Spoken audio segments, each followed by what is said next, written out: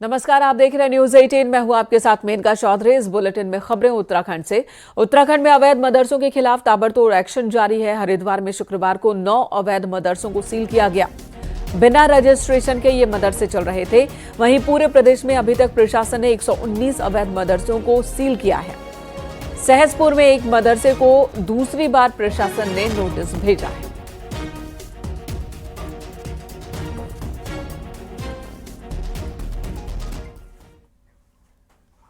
अवैध मदरसों पर की जा रही कार्रवाई को लेकर सीएम पुष्कर सिंह धामी ने कहा कि देवभूमि में अवैध और अतिक्रमण नाम की कोई भी चीज बर्दाश्त नहीं की जाएगी। ये हमारा संकल्प है। जब तक ये अभियान पूरा नहीं होता, ये अभियान चलता रहेगा। सीएम धामी ने फिर साफ किया कि इसमें किसी को टारगेट नहीं किया जा रहा।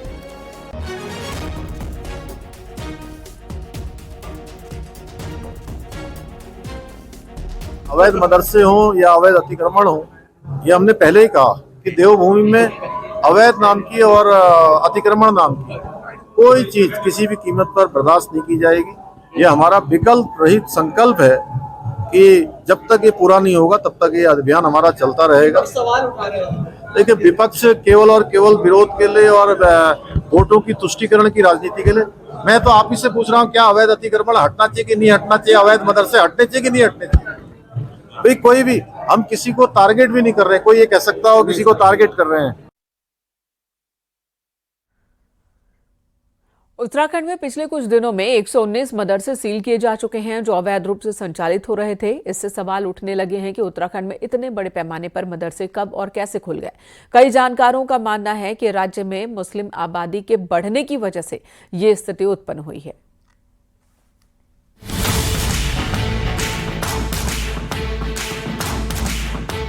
ये है देहरादून के सहसपुर स्थित जामी उल उलूम मदरसा, जिसे शुक्रवार को अवैध निर्माण पर दूसरी बार MDDA द्वारा नोटिस भेजा गया। उत्तराखंड में अभी 110 से अधिक अवैध मदरसों को सील किया जा चुका है। हैरान करने वाली बात यह है कि 13 जिलों वाले छोटे से उत्तराखंड में 1000 से अधिक मदरसे संचालित हो रहे हैं, जिनमें से सिर्फ 416 ही रजिस्टर्ड हैं। साफ है, 500 से अधिक मदरसे अवैध रूप से चल रहे हैं। मदरसों की संख्या में इस वृद्धि को उत्तराखंड में पिछले कुछ समय में बढ़ी मुस्लिम आबादी से जोड़ा जा रहा है। बड़ी संख्या में यूपी, असम, बंगाल और छत्तीसगढ़ जैसे राज्यों से वर्ग विशेष की आबादी कम की तलाश में शांत माहौल वाले उत्तराखंड में आकर बस गई। राज्य बनते समय उत्तराखंड में मुस्लिम आबादी 1.5% थी। 2011 की जनगणना के अनुसार इस आबादी में 10 सालों में 14% तक वृद्धि हुई है। वर्तमान में ये आबादी बढ़कर 16% से अधिक हो चुकी है।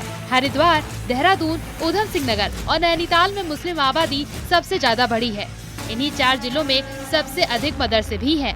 लेकिन जो नीचे 4 जिले हैं वहाँ पर आबादी 30% से ज्यादा है, मुस्लिम आबादी। तो इस वजह से भी स्वाभाविक रूप से मदरसे जो हैं, जो पंजीकृत मदरसे हैं वो 416 हैं। लेकिन जो कहते हैं कि अवैध मदरसे चल रहे हैं, और ये भी कारण बताया गया कि जो यूपी में जब योगी सरकार ने सख्ती की है तो वहां से मदरसे हट करके यहाँ आ गए, यूपी के और उत्तराखंड के बॉर्डर में, यानी उत्तराखंड के क्षेत्र में आ गए। और यहाँ पर जो अवैध मदरसे हैं इनमें बाहरी राज्यों के बच्चे भी यहाँ पर प्रवेश लिए हुए हैं, ऐसी जानकारी में आया है। उत्तराखंड में प्रमुख तौर पर 14 बड़ी नदियों में खनन होता है। मजदूरी करने जो श्रमिक ठेकेदारों के साथ यहाँ आए वो यहीं के होकर रह गए। नदियों के किनारे अतिक्रमण पर धीरे धीरे यहाँ बस्तियाँ बनाई। हिंदूवादी नेता स्वामी दर्शन भारती का कहना है कि ये देवभूमि की डेमोग्राफी को बदलने का कुचक्र है। हम लोगों ने तो कई सालों से यहाँ पर सरकार से भी और तमाम एजेंसियों भी, जनता को भी जागरूक किया कि यहाँ पर मुस्लिमों की आबादी बहुत तेजी से बढ़ रही है। और मैं मानता हूँ ये मदरसे जो हैं उत्तराखंड की डेमोग्राफी को बहुत जल्दी बिगाड़ने में इनका बड़ी महत्वपूर्ण भूमिका है। मदरसों की जांच में कई बड़े खुलासे भी हुए हैं। इन मदरसों में ना तो पर्याप्त कक्षाएं थी, न बच्चों के लिए पानी या शौचालय की उचित व्यवस्था। कई मदरसों में बड़ी संख्या में बाहरी प्रदेशों के छात्र पाए गए। सवाल ये भी उठता है कि आखिर वो कौन अभिभावक है जो बिना रजिस्ट्रेशन के इन अवैध मदरसों में अपने बच्चों को पढ़ा रहे हैं। विकास नगर से कुलदीप चौहान के साथ देहरादून से सुनील नवप्रभात की रिपोर्ट।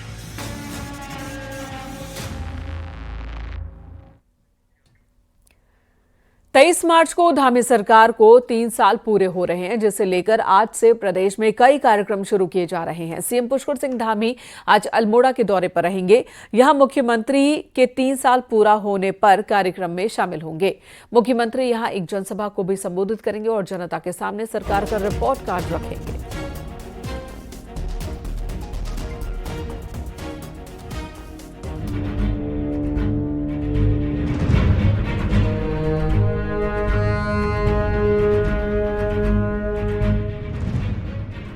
बाईस मार्च 2022 को मुख्यमंत्री पुष्कर सिंह धामी ने दूसरी बार राज्य की बागडोर संभाली और पहली ही कैबिनेट में वादे के अनुसार यूसीसी ड्राफ्टिंग कमेटी का गठन किया, यानी सत्ता संभालते ही विजन डॉक्यूमेंट का एक वायदा पूरा किया।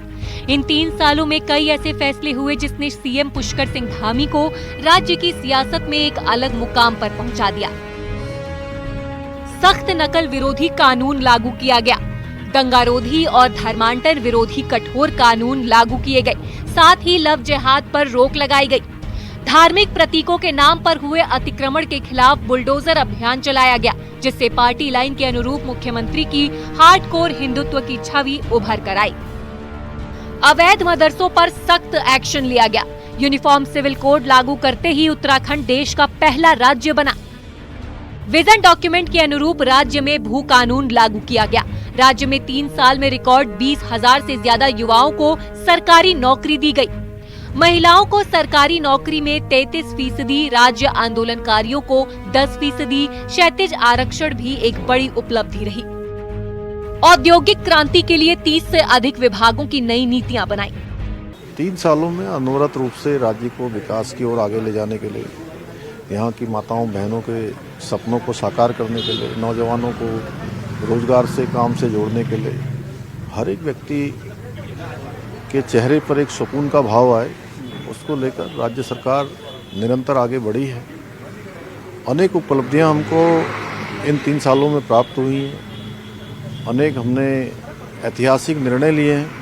जहां एक और रोड कनेक्टिविटी, एयर कनेक्टिविटी और रेलवे कनेक्टिविटी भारत सरकार के साथ मिलकर के उस पर एक बड़ा प्रयास किया है, उसके साथ साथ ही एक नई टेक्निक से रोपवे, अभी जो केदारनाथ जी का, हेमकुंड साहिब का, मसूरी का, पुनियागिरी का, यमुनोत्री का, ये तमाम जो रोपवे बन रहे हैं, ये भी उत्तराखंड के पर्यटन की दृष्टि से एक मील का पत्थर साबित होंगे। 3 साल के इस कार्यकाल में पुष्कर सिंह धामी को सियासी और प्रशासनिक मोर्चा पर कई चुनौतियों का सामना करना पड़ा। वहीं जोशीमठ भू धसाव के बाद पटरी से उतरे जनजीवन को ट्रैक पर लाना एक बड़ी चुनौती है। बीते साल 4 धाम यात्रा के दौरान केदारनाथ आपदा और इस साल माणा में हुई एवलांच दुर्घटना भी सरकार के लिए एक बड़ी चुनौती बनी। लेकिन अगले 2 साल किसी चुनौती से कम नहीं होंगे। राज्य में पंचायत चुनाव है तो असली परीक्षा 2027 की भी है, जब राज्य सरकार का कामकाज सही मायनों में कसौटी पर परखा जाएगा। न्यूज़ 18 के लिए देहरादून से सुनील नौप्रभात की रिपोर्ट।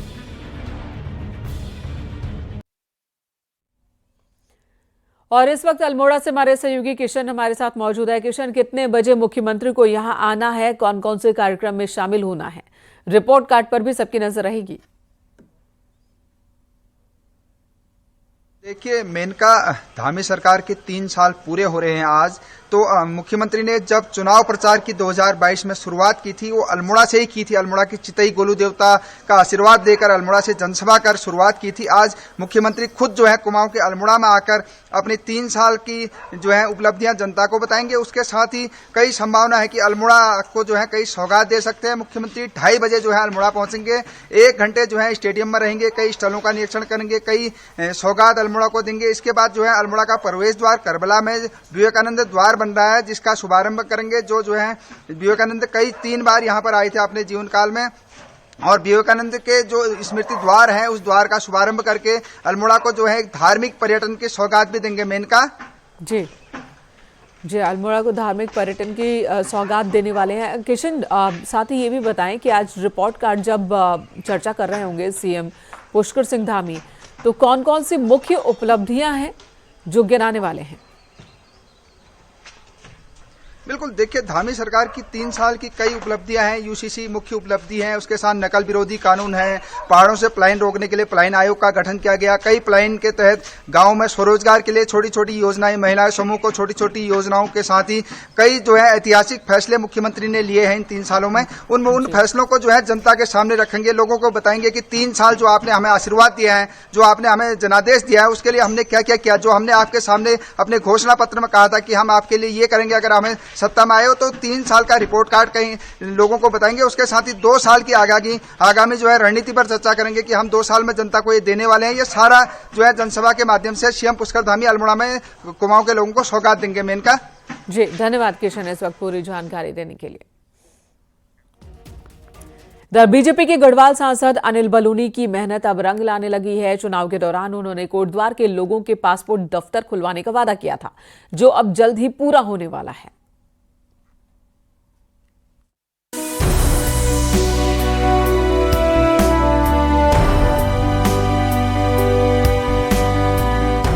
अनिल बलूनी के प्रयासों के बाद गढ़वाल लोकसभा क्षेत्र के कोटद्वार में पासपोर्ट ऑफिस खोलने को केंद्र से मंजूरी मिल चुकी है और जल्द ही इस पर काम शुरू किया जाएगा। गढ़वाल सांसद अनिल बलूनी ने कुछ समय पहले विदेश मंत्री एस जयशंकर से मिलकर गढ़वाल के कोटद्वार और गोपेश्वर में पासपोर्ट ऑफिस खोलने की मांग की थी, जिससे नागरिकों को पासपोर्ट संबंधी सेवाओं का लाभ आसानी और सुगम रूप से मिल सके। वहीं इसके तहत शुक्रवार को कोटद्वार में पासपोर्ट ऑफिस खोले जाने को लेकर केंद्र से अनुमति मिल चुकी है। जयशंकर जी से मेरी मुलाकात हुई थी और मैंने उनसे कहा था कि हमारी जो गढ़वाल लोकसभा है ये बहुत ही, इसका जो जोग्राफिकल स्प्रेड है बहुत ज़्यादा है और यहाँ एक जगह से दूसरी जगह की दूरी बहुत ज़्यादा है और आप लोगों ने हमारे लिए एक श्रीनगर में पासपोर्ट ऑफिस खोला है, लेकिन डिस्टेंसेस बहुत सारे हैं। तो उन्होंने मेरी बात को स्वीकार करते हुए जो पॉलिसी है सरकार की, उस पॉलिसी को रिलैक्स करते हुए विशेष तौर पे गढ़वाल लोकसभा के लिए एक व्यवस्था की कि इसमें अन्य जगहों पर भी पासपोर्ट ऑफिस खोला जा सके और मैं उनका आभारी हूँ। उन्होंने आज मुझे अवगत कराया कि जो हमने उनसे कोटद्वार में और गोपेश्वर में 2 स्थानों पर पासपोर्ट ऑफिस खोलने की मांग की थी, उन्होंने कोटद्वार वाला जो हमारा पासपोर्ट ऑफिस है उसको स्वीकृत कर दिया है। और वहीं इस खबर के बाद से युवाओं ने खुशी जाहिर की है। युवाओं का कहना है कि अब उन्हें पासपोर्ट बनाने के लिए देहरादून के चक्कर नहीं काटने होंगे। बीजेपी ने भी गढ़वाल सांसद अनिल बलूनी द्वारा किए गए कार्यों पर उनका धन्यवाद दिया है।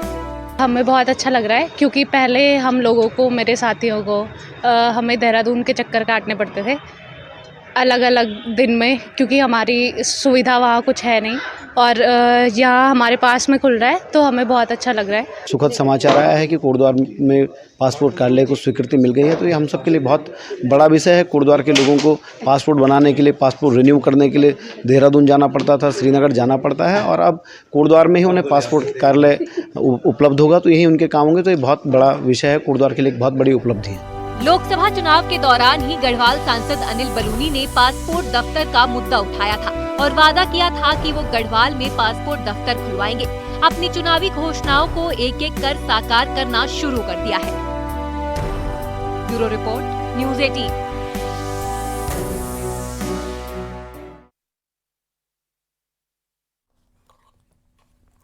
यहाँ रुड़की से एक बड़ी खबर है। यहाँ पुलिस को कुछ युवकों ने अपने साथ मारपीट और फायरिंग की झूठी खबर दी।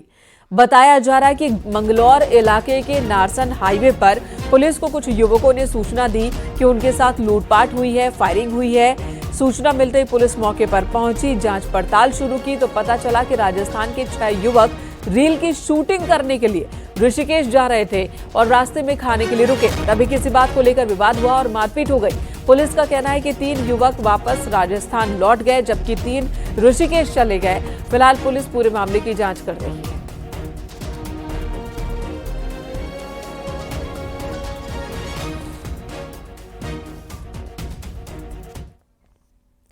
कैची धाम में जाम की मुसीबत कम नहीं हो रही और लगातार लग रहे जाम से लोग परेशान हैं। कैची धाम में पार्किंग की कमी से घंटों लोग परेशान हो रहे हैं।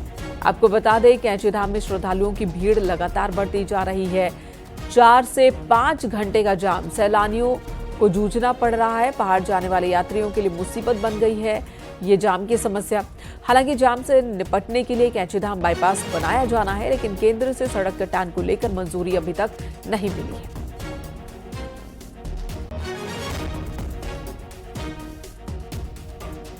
मंजूरी तो भाई साहब ये बहुत अति आवश्यकी है, लेकिन मुझे नहीं लगता है कि ये बाईपास अभी 1 से 2 साल में पूरा हो पाएगा, क्योंकि जो बाईपास सड़क बनी है ये केवल दूनी खाल तक ही अभी बन रही है। उससे आगे की सर्वे गवर्नमेंट द्वारा की जा रही है, लेकिन उसमें अभी समय लगना लाजमी है। जो रातेघाट का आगे का पोर्शन है उसमें क्योंकि फॉरेस्ट लैंड ट्रांसफ़र होना था, तो उसकी जो सारी प्रक्रिया है ऑनलाइन करने से लेकर आपत्ति निस्तारण इत्यादि करवाते हुए वो सब पूर्ण कर दी गई है। उसकी जो पत्रावली है वो भारत सरकार गई हुई है लैंड क्लियरेंस के लिए, फॉरेस्ट लैंड क्लियरेंस के लिए।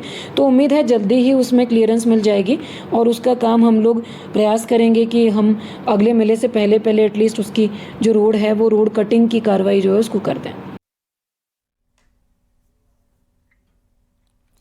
इधर कुमाऊं के पहाड़ी इलाकों में आने जाने वाले लोग बेहद परेशान हैं, क्योंकि काठगोदाम से पहाड़ को जाने के लिए रोड को 1 वे कर दिया गया है।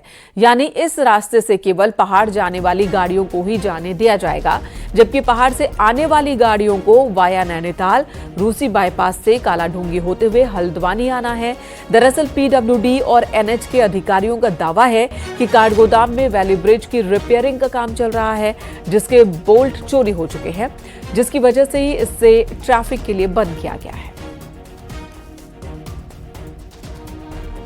मार्च का अंत है, ऐसे में कुमाऊं के जो पहाड़ी इलाके हैं वहां पर पर्यटकों की संख्या लगातार बढ़ रही है, लेकिन इस सब के बीच में पर्यटक जो नैनीताल आ रहे हैं या फिर कुमाऊं के पहाड़ी इलाकों में एंटर कर रहे हैं, उन्हें जबरदस्त एक बड़ी समस्या से जूझना पड़ रहा है। मैं इस समय हल्द्वानी में काठगोदाम के इलाके में खड़ा हूं और ये कलसिया पुल है और कलसिया पुल पर 2 पुल हैं। एक पुल ये है जिससे ट्रैफिक को डाइवर्ट किया गया है, यानी ये ऊपर जाने वाली गाड़ियां इससे ऊपर को भेजी जा रही हैं, लेकिन जो नीचे आने वाली गाड़ियां हैं पहाड़ से, उनको इस वाले जो स्थायी ब्रिज बनाया गया है, जो कि वैली ब्रिज बनाया गया है, इस वैली ब्रिज के जरिए हल्द्वानी को भेजा जाता है। यानी पहाड़ से आने वाले लोग इस ब्रिज से नीचे को आते हैं।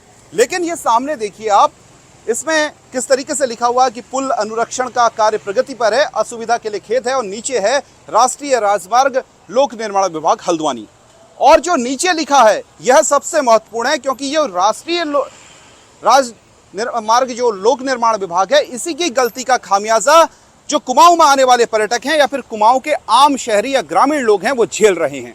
क्योंकि इस पुल की जो मेंटेनेंस होनी थी, जो टाइम टू टाइम मेंटेनेंस होनी थी, वो नहीं की गई। अब किस तरीके से यहाँ पर जो मजदूर हैं वो लगे हुए हैं, जो टेक्निकल स्टाफ है उसको लगाया गया है, लेकिन कई महीनों तक इसका कोई ध्यान नहीं रखा गया, इसके रखरखाव का कोई ध्यान नहीं रखा गया, जिसका नतीजा ये हुआ कि इसके बोल्ट ढीले हो गए और ये पुल एक तरीके से खड़खड़ाने लगा और गिरने के कगार पर पहुंचने लगा। जब अधिकारियों को इसकी खबर लगी तो उन्होंने आनंद फानंद में अचानक से इस पुल को बंद कर दिया और बहाना यह बनाया कि इसके बोल्ट चोरी हो गए हैं। जो कुमाऊं की जनता है, यहाँ आने वाले पर्यटक हैं, वो झेल रहे हैं और उन्हें कई किलोमीटर लंबा सफर करना पड़ रहा है। और विशेष तौर पर जो पहाड़ से मैदान आने वाले यात्री हैं, वो तो इस समस्या से इतने दो चार हो रहे हैं कि उनके पसीने पसीने छूट रहे हैं। Shailendra Negi, news 18, Haldwani. The Almora Panna road को 2 लेन करने की मांग दशकों पुरानी है। बीते कुछ सालों में इसे चौड़ा करने की कागजी कवायद तेज हुई थी, लेकिन ये कवायद वो रफ्तार नहीं पकड़ पाई जिसकी दरकार थी, और ऐसे में अब इस मुद्दे पर सियासत भी गरमा रही है। रोड के 2 लेन में तब्दील होने से पिथौरागढ़ की राह तो आसान होती ही, साथ ही जागेश्वर धाम, हाट कालिका और पाताल भुवनेश्वर आने वाले तीर्थ यात्रियों को भी फायदा होता। इसी पर दिखाते हैं आपको ये रिपोर्ट। अल्मोड़ा पन्ना रोड पिथौरागढ़ के लिए खास मायने रखती है। इसी रोड के जरिए बॉर्डर के लोग मैदानी इलाकों की ओर रुख करते हैं, लेकिन दशकों के इंतजार के बाद भी इस रोड की दशा नहीं सुधरी है। सिंगल लेन होने के कारण यहाँ पर अक्सर दुर्घटनाएं होती हैं। हालांकि बीते कुछ सालों में इसे 2 लेन में तब्दील करने की कोशिश तेज हुई है और 110 किलोमीटर लंबी इस रोड की DPR बनाने की पहल भी NH ने शुरू कर दी थी। फिर भी धरातल पर कुछ नजर नहीं आ रहा है। खटीमा से लेकर टनकपुर से लेकर चंपावत लोहागढ़ से होते पिथौरागढ़ को जा रहा है, तो कहीं ना कहीं हमारे जो यहाँ के व्यवसाय वालों को भी प्रभाव पड़ रहा है, जो हमारे यहाँ के टैक्सी वाले उनको भी पड़ रहा है, जो हमारी केमू की बसें उनको भी पड़ रहा है। तो इस सरकार को इसको तत्काल डबल लेन करना चाहिए। रोड के 2 लेन में तब्दील होने से पिथौरागढ़ के साथ ही अल्मोड़ा के भी हजारों लोगों को फायदा होगा, लेकिन सबसे अधिक राह आसान होगी विश्व प्रसिद्ध जागेश्वर धाम आने वाले श्रद्धालुओं की। ऐसे में अगर ये रोड 2 लेन में तब्दील होती है तो माना जा रहा है कि हाट कालिका और पाताल भोपनेश्वर जाने वाले श्रद्धालुओं की संख्या में इजाफा होगा। दनिया पनार 2 लेन मोटर रोड के लिए भी डीपीआर के लिए पैसा स्वीकृत कर दिया है और इस पे भी जो है 1 वर्ष के अंदर हम इस कार्य को भी प्रारंभ कर देंगे। सिर्फ 110 किलोमीटर की रोड के 2 लेन में तब्दील होने से 3 बड़े धार्मिक स्थलों की राह काफी आसान हो जाएगी। यही नहीं, इलाके में पर्यटन भी बढ़ेगा, जिससे रोजगार के नए अवसर भी पैदा होंगे। न्यूज़ 18 के लिए किशन जोशी के साथ विजयवर्धन पोपरेती की रिपोर्ट।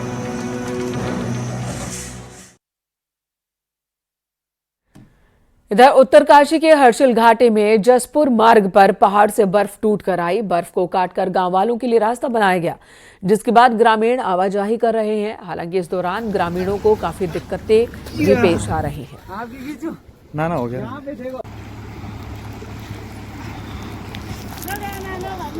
आराम छोड़ा।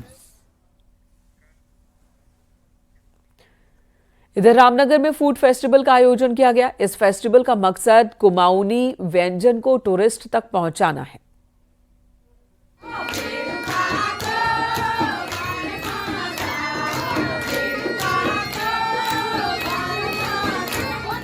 State institute of hotel management and catering technology ने पर्यटन विभाग के साथ मिलकर कुमाऊनी फूड फेस्टिवल का आयोजन किया, जिसमें विभिन्न तरह के कुमाऊनी व्यंजन बनाकर लोगों को परोसे गए। यहाँ भट की चुड़कानी, गहत का फाना, मड़ुए की लपसी, गेठी के कबाब, बड़े, पालक का कापा, बड़ी की सब्जी, बुरांज के पकौड़े, बेड़ुआ रोटी, तिमल की सब्जी, आलू के गुटके, झंगोरे की खीर, पल्लर समेत कई कुमाऊनी व्यंजन बनाए गए, जो लोगों को खूब पसंद भी आए।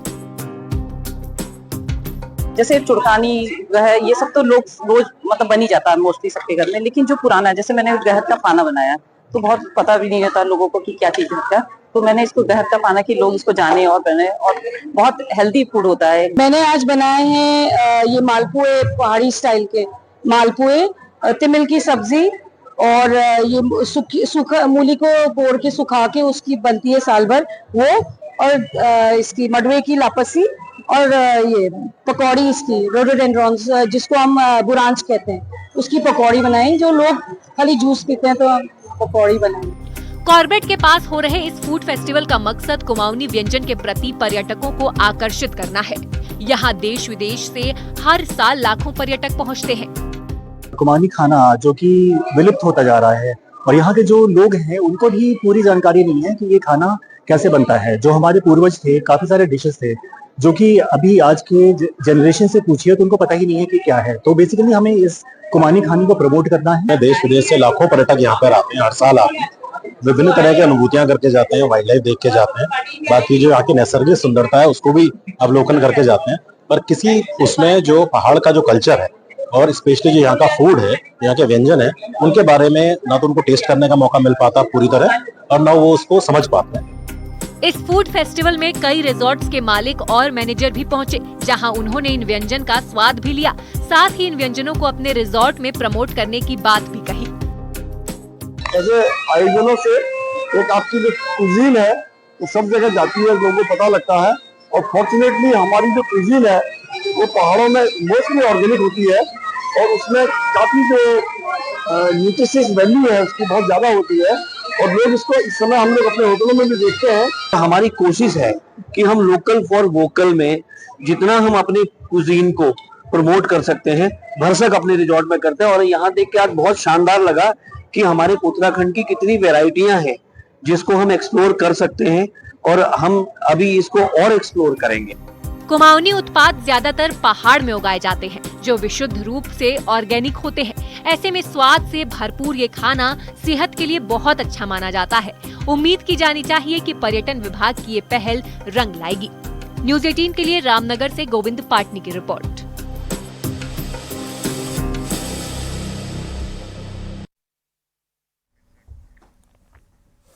और अब नजर डालते हैं पहाड़ की 10 बड़ी खबरों पर। आज सीएम पुष्कर सिंह धामी अल्मोड़ा जाएंगे, जहां जनता के बीच 3 साल की उपलब्धियां बताएंगे। धामी सरकार के 3 साल पूरा होने पर बागेश्वर में भी तैयारी की जा रही है। बीजेपी वर्कर्स ने बैठक कर कार्यक्रम की रूपरेखा तैयार की। धामी सरकार के 3 साल होने पर ऋषिकेश में बीजेपी ने सरकार की उपलब्धियां और विकास योजनाओं को जनता के सामने रखा। हरिद्वार में एक महिला ने अपने प्रेमी के साथ मिलकर पति की हत्या कर दी। पति का शव 18 मार्च को खेत में मिला था। पिथौरागढ़ की बेरीनाग तहसील के उड़ियारी में शराब के खिलाफ महिलाओं का आंदोलन जोर पकड़ रहा है और कहा कि मां गंगा में शराब की दुकान बर्दाश्त नहीं की जाएगी। विकासनगर की सेलाकोई पुलिस ने 2 शातिर वाहन चोरों को गिरफ्तार किया, जिनके कब्जे से 13 2 पहिया वाहन बरामद किए गए। आईजी रिद्धिम अग्रवाल ने कार्यभार ग्रहण करते ही कुमाऊं के सभी जिलों के एसएसपी और एसपी की मीटिंग ली। जनता के बीच एक्टिव रहने के निर्देश दिए। कुमाऊं कमिश्नर दीपक रावत ने हल्द्वानी नगर निगम के द्वारा पिछले 1 साल में किए गए कामों की समीक्षा की। साथ ही सफाई को लेकर कर्मचारियों की तैनाती तक के निर्देश दिए। पिथौरागढ़ में पुलिस की कार्रवाई के खिलाफ व्यापार संघ और टैक्सी यूनियन सड़कों पर उतर आया। पुलिस पर चालान के नाम पर परेशान करने का आरोप लगाया। वन मंत्री सुबोध उनियाल ने मां गंगा के शीतकालीन प्रवास मुखबा पहुंचकर पूजा अर्चना की। हल्की बर्फबारी के बीच मंदिर में दर्शन किया।